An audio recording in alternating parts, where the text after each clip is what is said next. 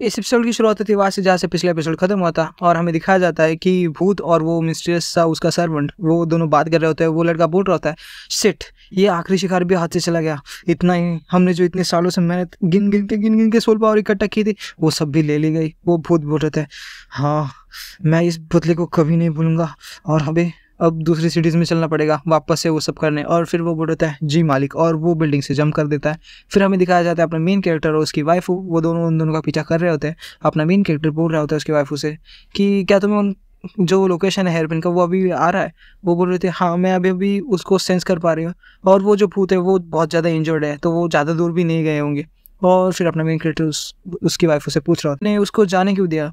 और फिर वो बोल रहे थे, वो जो पुलिस वाला है ना जो बहुत ज़्यादा बुड्ढा था और उसके वो जो मार्क था उसके अंदर से मुझे बहुत स्ट्रॉन्ग यंग एनर्जी महसूस हो रही थी और शायद से वो मुझे हार्म कर सकता था, इसलिए मैंने अपने आप को रिवील नहीं किया उसके सामने। और फिर मेन कैरेक्टर बोल रहा होता है, तो ये सोल टेक्निक का क्या माजरा है, मैं उस भूत के सोल टेक्निक से निकल क्यों नहीं पा रहा था। और फिर वो बोल रहे होते हैं, सोल टेक्निक कुछ जादू टोना जैसा होता है जो कि शब्दों के इस्तेमाल से किया जाता है, मतलब स्पेल्स होते हैं वो, और कोई भी आसानी से निकल सकता है उसमें से अगर उसकी स्पिरिचुअल पावर उस जिसने कास्ट किया है उससे ज़्यादा हो। और तुम्हारी तो है क्योंकि उस भूत से बहुत ज़्यादा है, हम दोनों का मिला के स्पिरिचुअल पावर गिना जाता है इसलिए। तो वो बोल रहा है स्पिरिचुअल पावर। तो भूत बोल रहे थे हाँ स्पिरिचुअल पावर ऐसे समझ लो कि जो तुमने पिछली बार यूज़ किया था वही होता है। सोल पावर हर एक सोल का अलग अलग होता है, लेकिन जो स्पिरिचुअल पावर है वो हर एक बंदे के अंदर होती है। तो यहाँ पे ध्यान दो तो मैं तुम्हें बता दूँ कैसे। जो बहुत से लोग हैं ना वो अपने मृत्यु और जीवन के समय ही उस चीज़ को प्राप्त कर लेते हैं, यानी कि स्पिरिचुअल एनर्जी को, और कोई कोई तो पा भी नहीं पाता है। और बहुत ही स्मॉल मतलब बहुत छोटा सा एक चांस होता है कि अपने इंटरनल स्पिरिचुअल एनर्जी को जागृत करे और वो अनलीश कर पाए एक एक्स्ट्राऑर्डिनरी स्ट्रेंथ में। और फिर वो बोल रहे होते हैं, मतलब अपना मेन कैरेक्टर बोल रहा होता है कि तुम्हें तो भूलने की बीमारी हो गई थी ना, तुम्हें कुछ याद नहीं था। तो वो बोल रहे थे हाँ लेकिन बहुत सारा डिलीशियस फूड यानी कि बहुत सारे भूतों को स्पिरिचुअल एनर्जी कंज्यूम करने के बाद मेरा माइंड अब ठीक से चल रहा है और मेरे को बहुत सी यादें आ गई है पिछली वाली।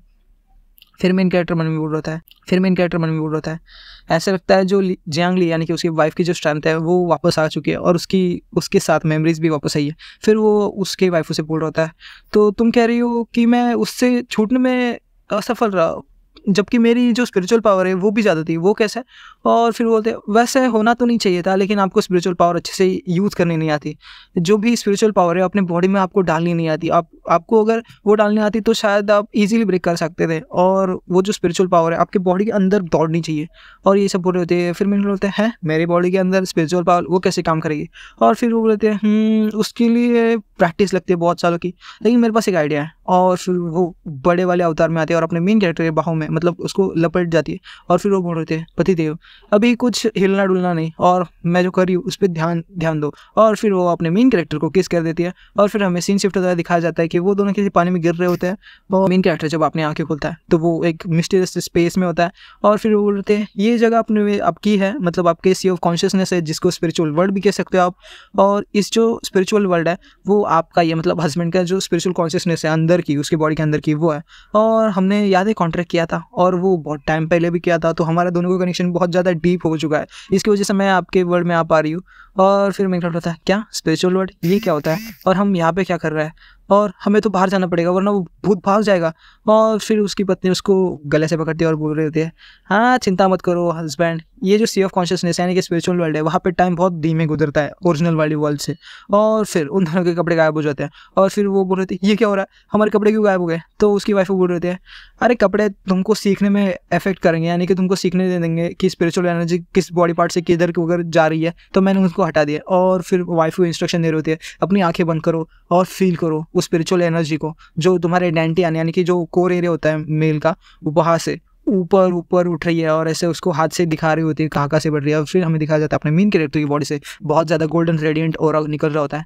फिर सीन शिफ्ट होता है बाहर ओरिजिनल दुनिया में जहाँ पे उसकी ओरिजिनल बॉडी में भी वही रेडिएंट ऑरा होता है और वो जाग जाता है, यानी कि अपना मेन कैरेक्टर ओरिजिनल वर्ल्ड में वापस आ चुका है। और वो बोलता है अब मुझे समझा क्या होती है स्पिरिचुअल पावर। और वो जंप लगाता है तो एक बिल्डिंग की जितनी जंप लगाता है जितनी हाइट की होती है एक बिल्डिंग बहुत बड़ी वाली। और फिर वो वाइफ उसको डायरेक्शन दे रहे थे, वो लोग वहाँ पे तो उसको दिख भी जाते हैं वो दूसरी बिल्डिंग पे होता है और वो इस बिल्डिंग पे। और फिर हमें सीन शिफ्ट होता है और वो भूत और उस चमचे के बारे में बताया जाता है कि बोल रहे होते हैं जल्दी यहाँ से निकलो, वो हमारा पीछा कर रहा है। और फिर बोलते हैं क्या वो सोलन तो स्ट्रांग है? वो भूत बोल रहे होते हैं हाँ वो स्ट्रांग है, वैसे उसकी खुद की पावर नहीं है लेकिन उसकी बॉडी के अंदर जो कुछ भी है वो बहुत ज़्यादा स्ट्रांग है। वो जो सोल बॉडी है उसके अंदर वो 4th लेवल की है, स्पिरिट पावर है शायद से, जिसकी वजह से मैं उसके सामने नहीं कर पा रहा हूँ और वो मुझे खा सकती है, ऐसा वगैरह कुछ बोल रहा होता है। फिर हमें दिखाया जाता है वो अपनी बाइक के पास पहुँचता है, वो बोल रहा है डोंट वरी मेरे मालिक, मैं सब देख लूँगा और मैंने बहुत सारे ट्रैप्स वगैरह भी बिछा के रखे, तो सोल हंटर यहाँ पे आने की ज़रूरत भी नहीं करें। लेकिन अपना मेन कैरेक्टर होता अच्छा मैं तो आ गया, और अगर मैं पकड़ पा रहा हूँ इस चीज़ को, इस केस को, तो मुझे लगता है कि तुम अकेले काम नहीं कर सकते, इसलिए तुम इस बंदे के साथ मिलके तुम यहाँ वहाँ भटकते हो, इसलिए तुम पुलिस की डिटेक्शन में भी नहीं आए। और अगर मैं गलत नहीं हूँ तो तुम वही हो ना जो प्रिंसेस के टॉम को लूटने गए थे और उन तीनों में से जिंदा बचे हुए अकेले आदमी। अगर मैं सही हूँ तो तुम्हारा नाम क्यूजिंग है ना। और ये देखिए वो भी थोड़ा भड़क जाता है और फिर अपना मेन कैरेक्टर नीचे आते हुए उनको अटैक करता है और फिर वो भूत अपने जीनी जैसे बॉडी के अंदर से बाहर, मतलब बॉडी दिखाते हुए बाहर आता है। वो बोल रहा होता है बच्चे मेरी ताकतों का गलत इस्तेमाल मत करो, मतलब मेरी इतनी परीक्षा मत लो और अपनी लक को इतना ज़्यादा भी मत समझो कि मैं तुम्हें मार ना पाऊंगा। और फिर मेन कैरेक्टर होता है क्या लक?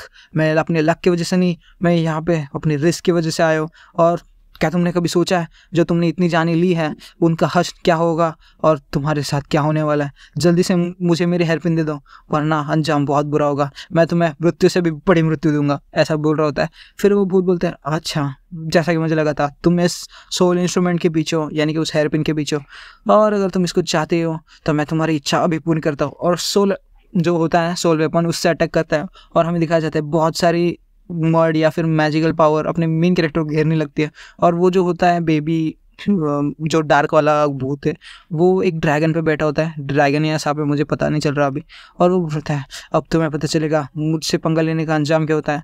और फिर हमें दिखाया जाता है अपना मेन कैरेक्टर उसकी चंगुल से आज़ाद हो जाता है, बोलता है असंभव ये कैसे हुआ और तुम मेरे सोल टेक्निक से आज़ाद कैसे हो गए और मरो, और वो ड्रैगन को अटैक करने को भेजता है। लेकिन अपना मेन कैरेक्टर एक अपने हाथ में पावर का एक्यूमुलेट करता है और एक पंच लेजर जैसे मारते हैं और उस ड्रैगन को भी तहस नहस कर देता है। और भूत बोल रहा है ये कैसे हुआ, ये कैसे संभव है, तुम एक मामूली इंसान तुम ऐसा कैसे कर सकते हो। और फिर सोल वेपन से अपने मेन कैरेक्टर की तरफ अटैक करने के जा ही रहा होता है, लेकिन उसके अंदर से जो उसकी वाइफ है वो निकलती है और अपना मेन कैरेक्टर होता है उसको एक तगड़ा से लात मारो, और फिर अपने मेन जो वाइफ है वो जाती है और एक बॉडी सी पावर रिलीज करती है जिसकी वजह से ब्लास्ट होता है। और अपना मेन कैरेक्टर उसी मौके का फ़ायदा करते हुए उस हेयरपिन को पकड़ लेता है और बोलता है सब खत्म हुआ। लेकिन वो जो बेबी गोस्ट है वो अभी तक मारा नहीं होता, वो अपने आप को ऑक्टोपस के जैसे बहुत सारे हाथ मैजिकल वाले वो निकालते हुए अपने मेन कैरेक्टर हाथ जकड़ लेता है और बोल रहता है सोचना भी मत, ये हेयरपिन मेरी है। और फिर यहीं पे अपना चैप्टर एंड होता है। इस चैप्टर के लिए यही तक, और 2 चैप्टर हैं तो इसके बाद हम नई सीरीज चालू करेंगे।